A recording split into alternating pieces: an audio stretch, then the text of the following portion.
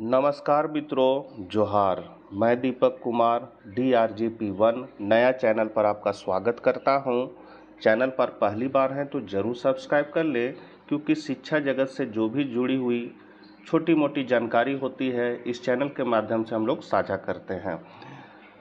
अभी बहुत सारे शिक्षक स्थानांतरण की आस में हैं कि कब ट्रांसफ़र होगा, कब पोर्टल खुलेगा। तो इंतज़ार की घड़ी समाप्त हो चुकी है। पोर्टल 19 तारीख से खोल दिया गया है और अप्लाई करने का लास्ट डेट जो है वो 14/6/2025 है।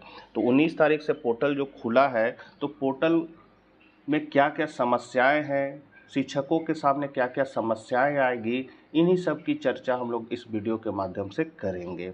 तो सबसे पहले पोर्टल कैसे खुलेगा, तो आपको ब्राउज़र में जाकर गूगल में टीचर ट्रांसफ़र पोर्टल लिखकर सर्च करना है और वहां से आपको टीचर ट्रांसफ़र पोर्टल को खोल लेना है। यदि दिक्कत है तो डिस्क्रिप्शन में लिंक दे देंगे, वहां से भी आप जाकर उसको खोल सकते हैं। उस लिंक को क्लिक कीजिएगा तो भी आपका टीचर ट्रांसफ़र पोर्टल खुल जाएगा और इस तरह का आपका इंटरफेस आएगा। यहाँ पर आपको लॉगिन करने का नहीं अगर दिख रहा है तो हम लोग को इस 3 लाइन पे जाना है और इसको क्लिक कर देना। जब इसको आप क्लिक कीजिएगा तो आपका कुछ इस तरह का इंटरफेस आ जाएगा। यहाँ पर आप देखिएगा तो 2 तरह का कैटेगरी आपको नज़र आएगा। एक कैटेगरी है आपका ऑफिसर लॉगिन है और दूसरा है टीचर लॉगिन। आपको टीचर लॉगिन पर क्लिक कर देना है। जब आप टीचर लॉगिन पर क्लिक कीजिएगा तो आपका कुछ इस तरह का इंटरफेस आ जाएगा। इस तरह का इंटरफेस आएगा। इसमें आपको क्या करना है, यहाँ पर अपना है सो ई विद्या वाहिनी का जो आईडी है, आपका टीचर आईडी है, उसको यहाँ पर भर देना है और यहाँ पर ई विद्या वाहिनी का एमपिन को डालना है। ये डालने के बाद आपको लॉगिन बटन पर क्लिक कर देना है। लॉगिन बटन पर जब आप क्लिक कीजिएगा तो आपका पोर्टल खुल जाएगा और इस तरह का इंटरफेस नज़र आएगा आपको। और यदि आपका कुछ इस तरह का इंटरफेस आता है नज़र, जैसे यहाँ पर लिखा हुआ है ऑफिसर लॉगिन, ईमेल पासवर्ड, तब आपको क्या करना है, तो यहाँ पर आप देख सकते हैं यहाँ पर टीचर लॉगिन लिखा हुआ है, इसको आपको क्लिक करना है तो आपका इस तरह का इंटरफेस आ जाएगा और इसमें अपना ई विद्या वाहिनी का आईडी और एमपिन को डालकर लॉगिन कर लीजिएगा। लॉगिन जब कीजिएगा तो आपका पोर्टल खुल जाएगा और यहाँ पर आपको अपना डाटा दिखेगा। ये सारा डाटा जो है ई विद्या वाहिनी से लिया गया है, इसीलिए अगर इसमें किसी तरह की भी गलती हो या आपको नज़र आ रहा है कि स्पेलिंग में गलत है या कुछ गलत भरा हुआ है, तो आपको ई विद्या वाहिनी में जाकर सुधार करवाना होगा या करना होगा, तभी इसमें आपका सुधार हो सकता है। उसके बाद अपना सारा डिटेल देख लेना है। जैसे यहाँ टीचर आईडी है, नाम रहेगा आपका, पिताजी का नाम, date of birth, gender, marriage status, आपका कैटेगरी है, होम डिस्ट्रिक्ट क्या है, होम ब्लॉक क्या है, ये सारा चीज़ दिया रहेगा।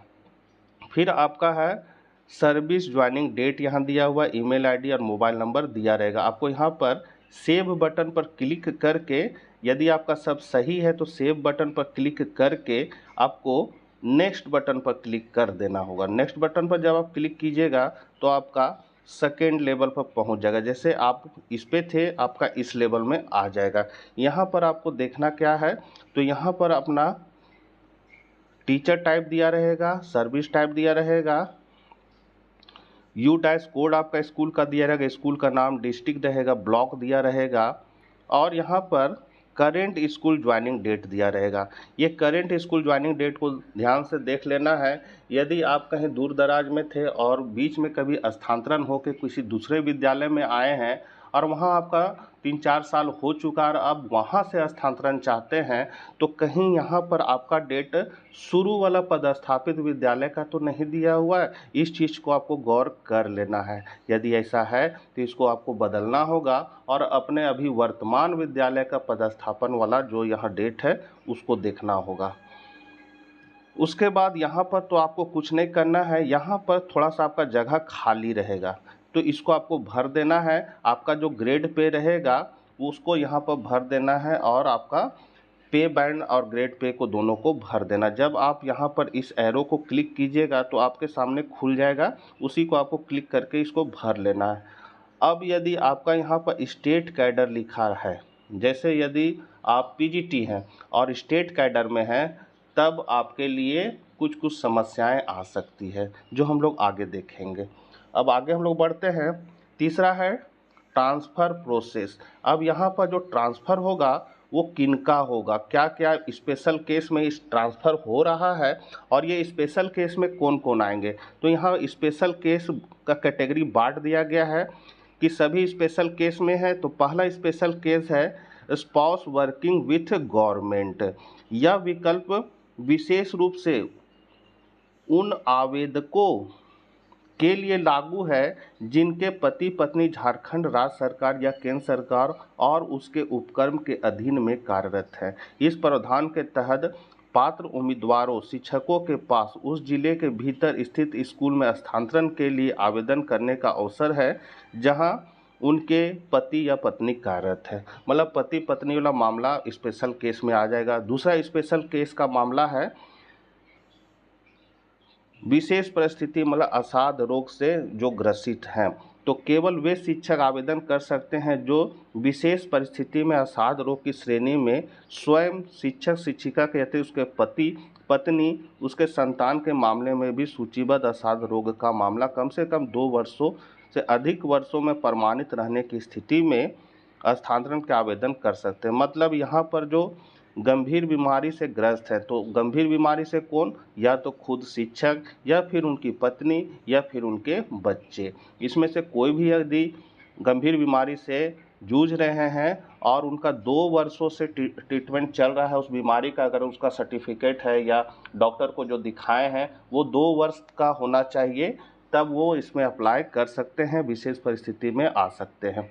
तीसरा कैटेगरी है केवल वे शिक्षक आवेदन कर सकते हैं जो स्वयं विकलांग हैं, मतलब जिनका विकलांगता का सर्टिफिकेट बना हुआ 40% या उससे ऊपर, वे शिक्षक भी इसमें अप्लाई कर सकते हैं। और परिवार का अगर कोई सदस्य विकलांग है तो वो अप्लाई नहीं कर सकते। इसमें विकलांगता में स्वयं शिक्षक यदि विकलांग है तो वो अप्लाई कर सकते हैं। फिर तीसरा है, अगला है स्पेशल श्रेणी। यह विकल्प विशेष रूप से उन आवेदिकाओं के लिए लागू है जो केवल महिला वर्ग में आवेदन करना चाहती है। मतलब महिला वर्ग में आवेदन करने में जिनका उम्र 50 वर्ष या उससे अधिक हो गया है वो इस स्पेशल केस में आएंगे। यहाँ पर यह बाध्यता विधवा महिलाओं, तलाकशुदा महिलाओं, परित्यागताओं तथा सैन्यकर्मी की विधवाओं पर लागू नहीं होता है। मतलब जो वीमेन ट्रांसफ़र है वो 50 साल या उससे ऊपर की महिला के लिए स्पेशल केस बनेगा। अब अगला है, यह केवल उन आवेदकों के लिए मान है जो एकल अभिभावक है और उनके संतान की आयु 18 वर्ष से कम है। मतलब जिनका एकल है, जैसे माही है केवल या केवल पापा है उनके, तो वे भी आवेदन कर सकते हैं। उनके बच्चे की आयु 18 वर्ष से कम होनी चाहिए। मतलब उनको अप्लाई करते समय बच्चे का एज सर्टिफिकेट चाहिए होगा।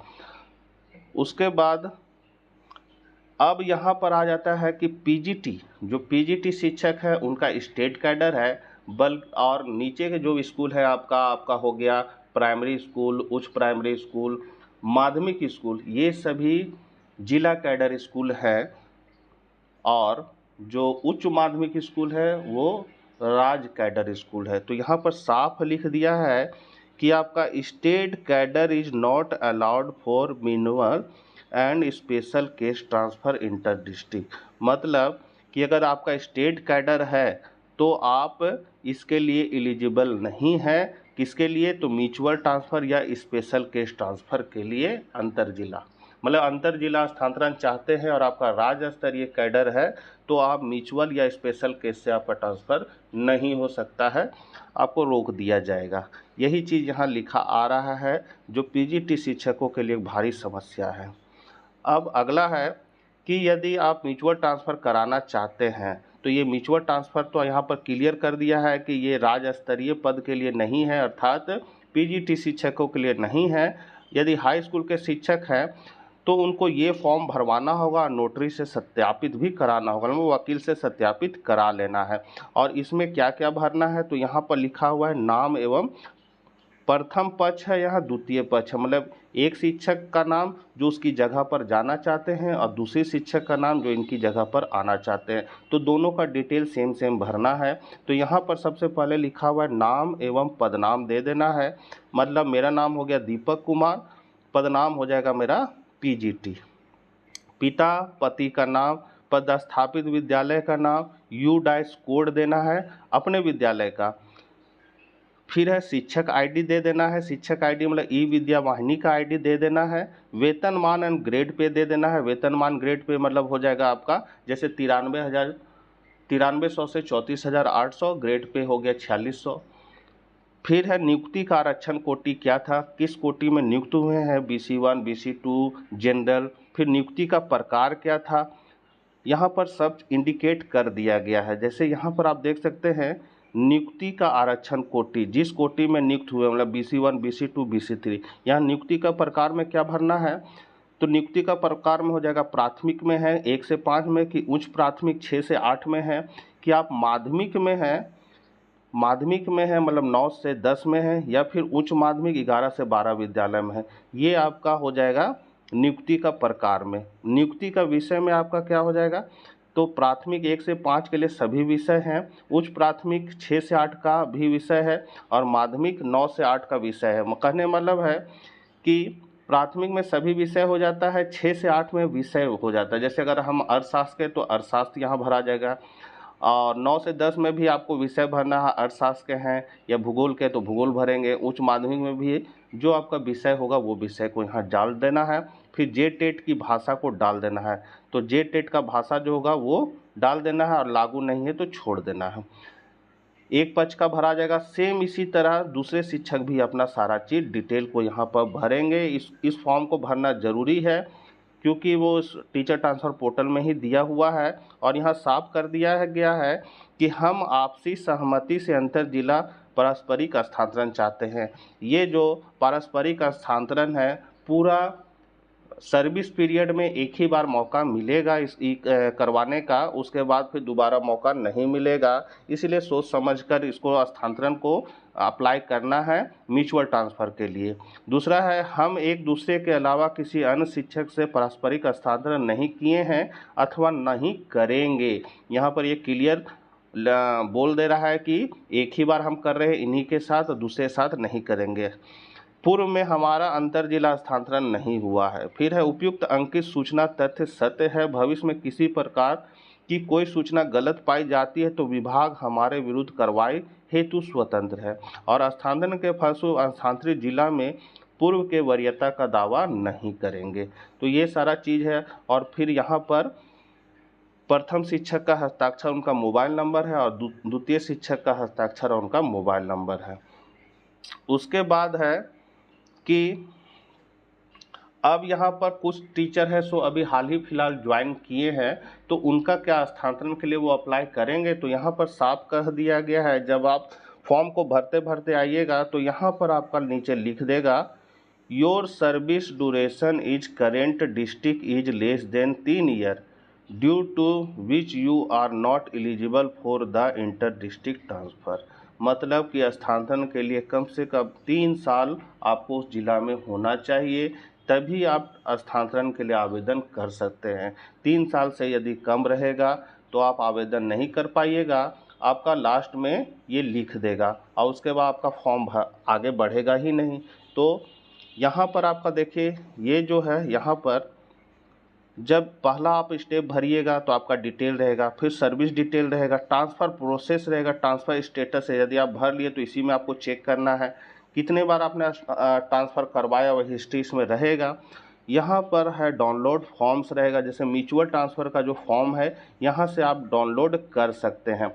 सब चीज़ जब आप भर लीजिएगा तो यहाँ पर जो है वो आपका, यदि आपका ट्रांसफ़र होना है तो आपका फॉर्म फाइनल सबमिट का आ जाएगा, और नहीं ट्रांसफ़र रहेगा तो कुछ इस तरह का आपका नीचे लिख देगा, जैसे स्टेट कैडर नॉट अलाउड लिख दिया। मतलब स्टेट कैडर जिनका है वो इसको अप्लाई नहीं कर पाएंगे, साथ ही जिनका 2 साल अभी 3 साल से कम है वो भी इसको अप्लाई नहीं कर पाएंगे, वो भी यहाँ लिख दिया है। किसी शिक्षक ने मतलब कोई शिक्षक अप्लाई कर रहे थे तो उन्होंने ये भेजा है, तो इनका 3 साल से कम था, इसलिए ये अप्लाई नहीं कर पा रहे हैं। तो यही सब समस्याएं हैं टीचर ट्रांसफ़र पोर्टल में। और यहाँ पर लेटर के आधार पर तो देखा जाए तो प्राइमरी से मतलब प्राथमिक से उच्च प्राथमिक तक, उच्च माध्यमिक तक सभी को इसमें अप्लाई करना था, लेकिन जब आप पोर्टल में जाइएगा तो इस तरह की समस्याएं आपको देखने को मिलेगी। अर्थात यहाँ पर पोर्टल में साफ कह दे रहा है कि स्टेट कैडर और 3 साल से कम वाले इसको अप्लाई नहीं कर पाएंगे। आशा करते हैं वीडियो आपके लिए उपयोगी साबित होगा। मिलते हैं नेक्स्ट वीडियो के साथ। जय हिंद, जय भारत।